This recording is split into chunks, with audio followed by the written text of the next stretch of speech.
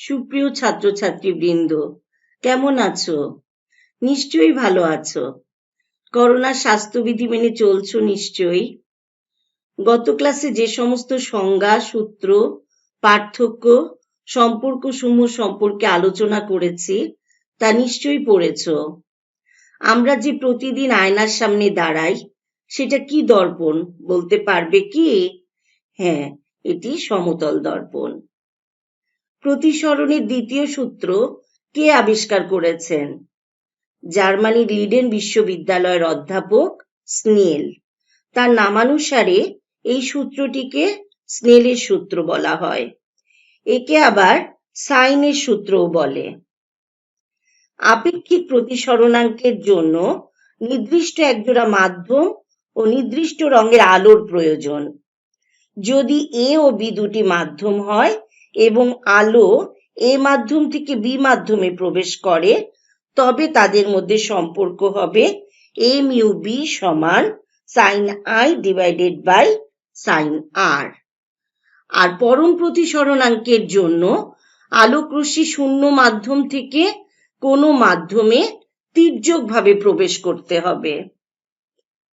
আলোকরশ্মি যখন শূন্য মাধ্যম থেকে কোনো মাধ্যমে তির্যকভাবে প্রবেশ করে, তখন নির্দিষ্ট রঙের আলোর জন্য আপাতন কোণের সাইন ও প্রতিসরণ কোণের সাইনের অনুপাতকে ওই রঙের জন্য ওই মাধ্যমের পরম প্রতিসরণাঙ্ক বলে।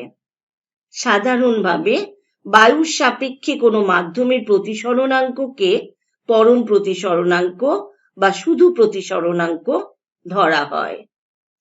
আলোক রশ্মি যে মাধ্যমে প্রবেশ করে, প্রতিসরণাঙ্ক হয় সেই মাধ্যমের, আর যে মাধ্যম থেকে আসে, প্রতিসরণাঙ্ক হয় সেই মাধ্যমের সাপেক্ষে। প্রতিসরণাঙ্ক আপাতন কোণের উপর নির্ভর করে না। মিউ কেবল মাধ্যমদ্বয়ের প্রকৃতি ও আলোর রঙের উপর নির্ভর করে। লাল রঙের আলোর জন্য নির্দিষ্ট মাধ্যমের প্রতিসরণাঙ্কের মান সবচেয়ে কম এবং বেগুনি আলোর জন্য সবচেয়ে বেশি।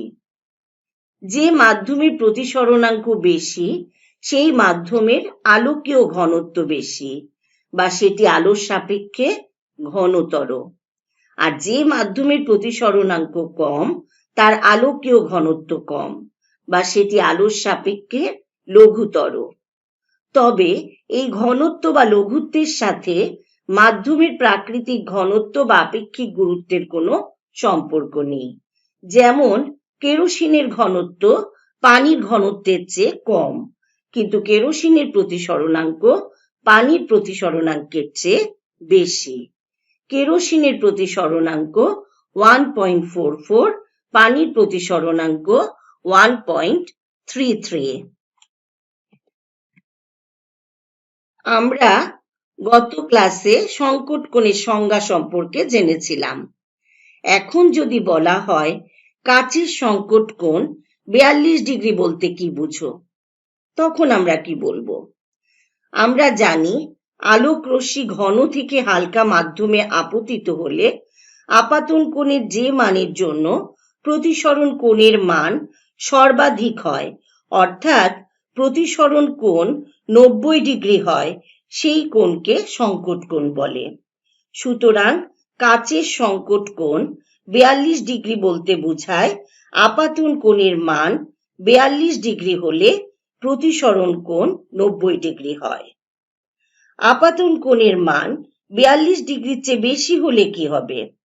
তখন আলোক রশ্মির প্রতিসরণ না হয়ে পূর্ণ অভ্যন্তরীণ প্রতিফলন হবে।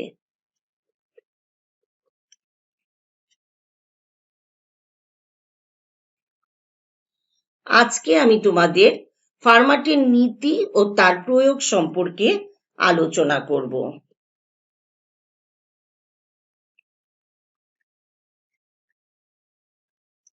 আজকের শিখন ফল। ফার্মাটের নীতি কি তা ব্যাখ্যা করতে পারা যাবে।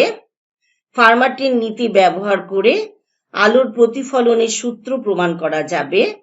ফার্মাটের নীতি ব্যবহার করে আলোর প্রতিসরণের সূত্র প্রমাণ করা যাবে।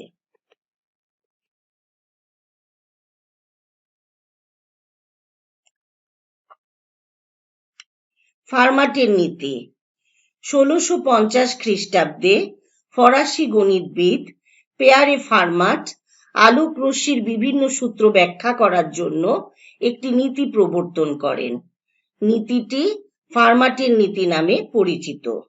নীতিটি হলো আলোক রশ্মি একটি বিন্দু হতে অপর একটি বিন্দুতে গমনকালে এমন একটি পথ অনুসরণ করবে যে পথ অতিক্রম করতে আলোর সর্বাপেক্ষা কম সময় লাগবে। ফার্মাটের নীতি থেকে দেখা যায় যে আলোক রশ্মির কোনো বিন্দু থেকে এসে সমতল পৃষ্ঠ দ্বারা প্রতিফলন বা প্রতিসরণের পর অন্য কোনো বিন্দুতে যেতে যে সময় লাগে তাও সর্বাপেক্ষা কম। সুতরাং আলোক রশ্মির ক্ষুদ্রতম পথ অনুসরণ করার অর্থই হচ্ছে ন্যূনতম সময় লাগা। ক্ষুদ্রতম পথ বা ন্যূনতম সময় সংক্রান্ত এই নীতি কেবলমাত্র সমতল পৃষ্ঠের ক্ষেত্রে প্রযোজ্য। কোনো গোলীয় তলে যদি আলোর প্রতিফলন বা প্রতিসরণ হয় তাহলে সেক্ষেত্রে আলোক রশ্মি ক্ষুদ্রতম বা দীর্ঘতম পথ অনুসরণ করবে, অর্থাৎ সেক্ষেত্রে পথ হবে স্থির। সমতল বা গোলীয় তল উভয়ের জন্যই ফার্মাটের নীতিকে সার্বিকভাবে বিবৃত করা যায় আলোক রশ্মি এক বিন্দু থেকে প্রতিফলন বা প্রতিসরণের পর আরেক বিন্দুতে যেতে যে পথ অনুসরণ করবে তা হবে চরম বা অবম বা স্থির দৈর্ঘ্যের পথ, এবং এই পথ অতিক্রম করতে সর্বাপেক্ষা অধিক অথবা কম সময় লাগবে। ফার্মাটের নীতি আলোচনার আগে আমাদের আলোক পথ সম্পর্কে জানতে হবে। কোনো মাধ্যমের মধ্য দিয়ে আলোক রশ্মি কোনো নির্দিষ্ট সময়ে যে পথ অতিক্রম করে তার সমতুল্য আলোক পথ বলতে বোঝায় ওই নির্দিষ্ট সময় আলোক রশ্মি শূন্য মাধ্যমে যে পথ অতিক্রম করে তা। ধরা যাক মিউ প্রতিসরণাঙ্কের কোনো মাধ্যমে আলো টি সময়ে এল দৈর্ঘ্যের পথ অতিক্রম করলো। ওই মাধ্যমে আলোর বেগ সি হলে টি সমান সমান এল ডিভাইডেড বাই সি। এখন শূন্য মাধ্যমে আলোর বেগ সিও হলে টি সময়ে আলো শূন্য মাধ্যমে যে পথ অতিক্রম করবে তার দৈর্ঘ্য এল ও হলে এল ও সমান সিও টি সমান সমান CO L divided by C. কিন্তু সিও বাই সি সমান পরম প্রতিসরণাঙ্ক, তোমরা আগেই জেনেছিলে, সমান মিউ। সুতরাং এল ও সমান মিউ এল। সুতরাং আলোক পথ সমান মাধ্যমের প্রতিসরণাঙ্ক ইন্টু মাধ্যমে আলো কর্তৃক অতিক্রান্ত পথের দৈর্ঘ্য।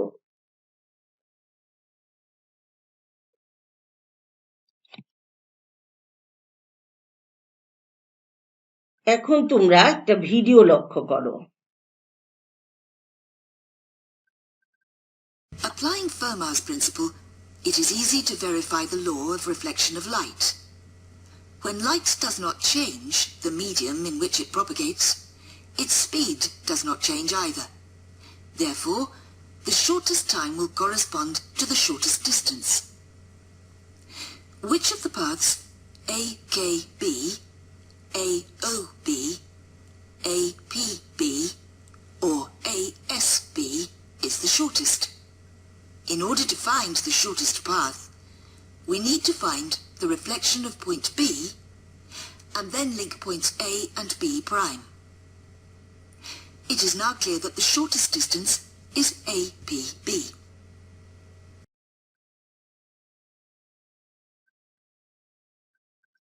ভিডিওটিতে সূর্য থেকে নির্গত আলোক রশ্মি এ বিন্দু হতে বি বিন্দুতে বিভিন্ন পথে গমন করেছে।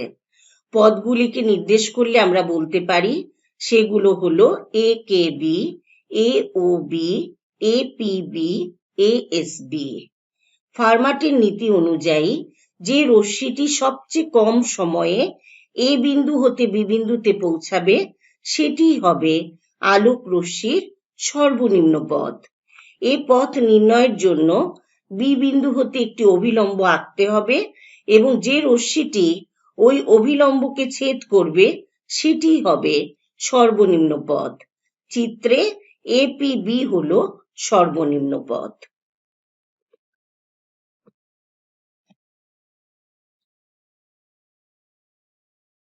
ফার্মাটের নীতির সাহায্যে আলোর প্রতিফলনের সূত্রের প্রমাণ।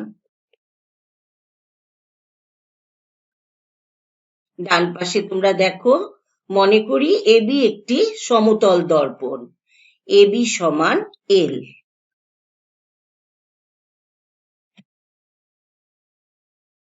চিত্রে পি একটি বিন্দু, পি হতে সমতল দর্পণের উপর লম্ব দূরত্ব পি এর সমান y1।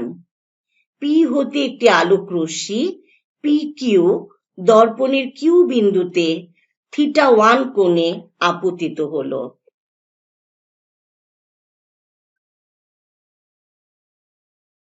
রশ্মিটি θ2 কোণে কিউআর পথে প্রতিফলিত হলো। আর হতে সমতল দর্পণের উপর লম্ব দূরত্ব আর বি সমান y2।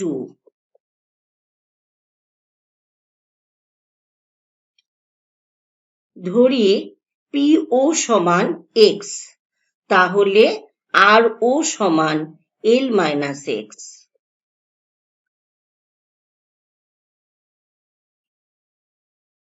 যদি আলোর বেগ c হয় এবং P বিন্দু হতে Q বিন্দুতে আলো আসতে t1 সময় লাগে, তাহলে আমরা লিখতে পারি t1 সমান √y1² + x² divided by c, যেখানে PQ সমান √y1² + x²।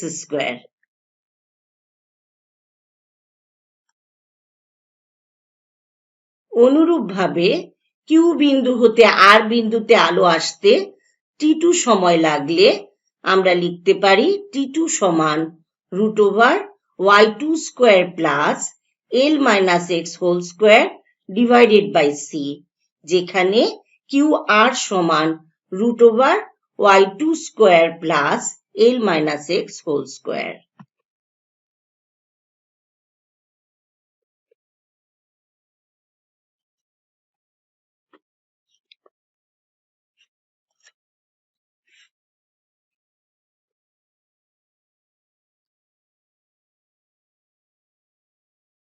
এখন যদি পি বিন্দু হতে আর বিন্দুতে আলো আসতে টি সময় লাগে, মানে টোটাল সময়টা যদি টি হয়, তাহলে টি সমান t1 + t2। এখানে আমরা পরের লাইনে দেখো টি সমান t1 এর মানের সাথে t2 মান যোগ করেছি। তারপরে আমরা যেটা পেয়েছি টি সমান √y1² + x² plus √y2² + L - x² divided by c।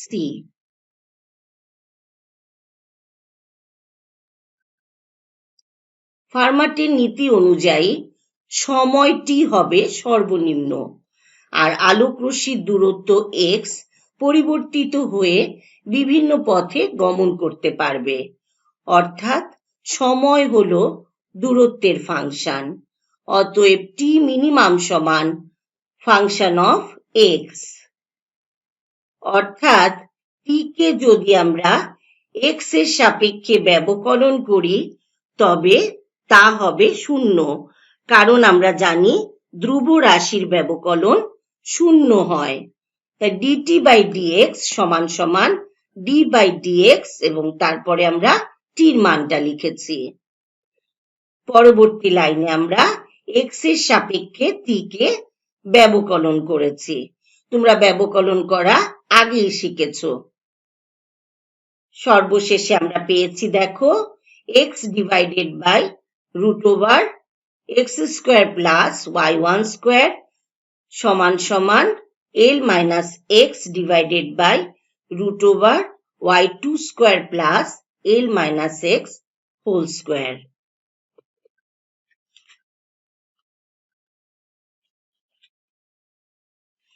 চিত্র অনুযায়ী sin θ1 সমান x divided by √x square plus y1 square. কারণ sin θ সমান কি? লম্ব বাই অতিভুজ। আবার sin θ2 সমান l minus x divided by √y2 square plus l minus x whole square. অতএব আমরা বলতে পারি sin θ1 সমান sin θ2, অর্থাৎ θ1 সমান θ2।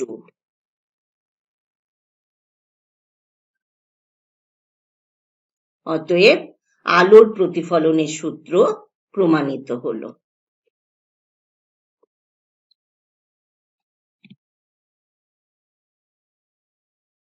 এখন আমরা ফার্মাটির নীতির সাহায্যে আলোর প্রতিসরণের সূত্রের প্রমাণ দেখব।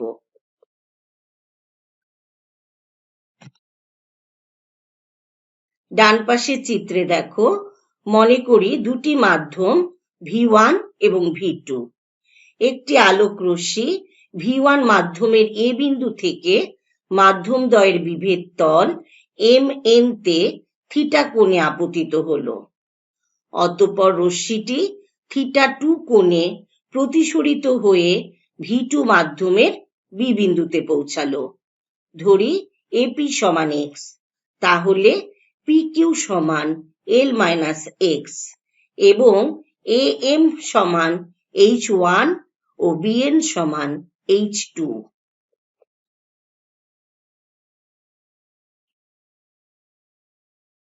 এখন যদি A বিন্দু হতে O বিন্দুতে আলো আসতে T1 সময় লাগে, তাহলে T1 সমান √x square plus H1 square divided by V1, যেখানে AO সমান √x square plus H1 square।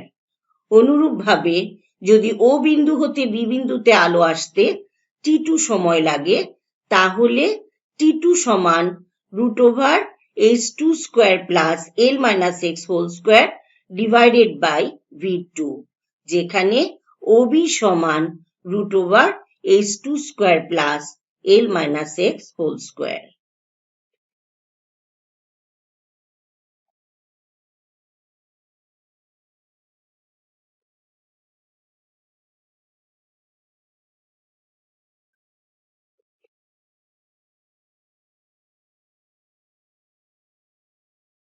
এখন যদি A বিন্দু হতে B বিন্দুতে আলো আসতে T সময় লাগে, টোটাল সময়, তাহলে T সমান হবে T1 যোগ T2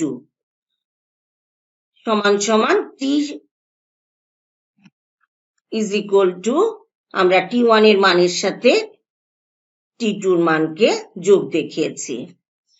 ফার্মাটির নীতি অনুযায়ী আলোক রশ্মি এক বিন্দু থেকে অন্য বিন্দুতে যেতে সর্বনিম্ন সময় পালন করে, অর্থাৎ দূরত্ব পরিবর্তন করা যাবে সময়ের সাপেক্ষে।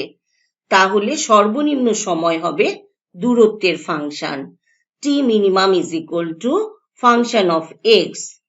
x এর সাপেক্ষে t কে ব্যবকলন করলে সেটা হবে 0।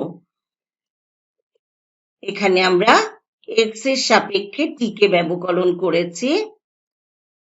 তারপরে আমরা যেটা পেয়েছি 1/v1 into x divided by √x square plus h1 square is equal to 1/v2 into l minus x divided by √h2 square plus l minus x whole square। চিত্র অনুযায়ী sin θ1 সমান x divided by √x square plus h1 square এবং sin θ2 সমান l minus x divided by √h2 square plus l minus x whole square। অতএব আমরা লিখতে পারি sin θ1 divided by V1 সমান sin θ2 divided by v2। উভয় পক্ষকে যদি আমরা c দিয়ে গুণ করি তবে আমরা বলতে পারি c divided by v1 into sin theta 1 is equal to c divided by v2 into sin theta 2। আমরা জানি প্রতিসরণাঙ্ক mu1 সমান হচ্ছে c divided by v1 এবং mu2 সমান c divided by v2।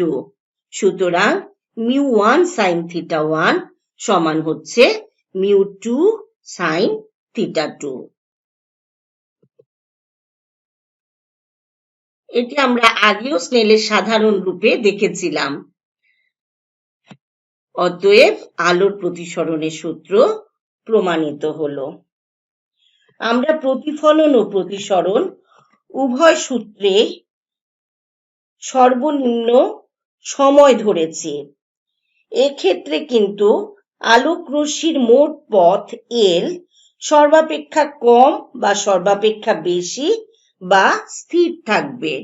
সুতরাং শর্ত মতে dl by dx is equal to 0 ধরে আমরা এই সূত্রের প্রমাণ করতে পারি। তো উভয় সূত্রের ক্ষেত্রে এটা তোমাদের বাড়ির কাজ থাকলো। আজ এই পর্যন্তই। সবাইকে ধন্যবাদ।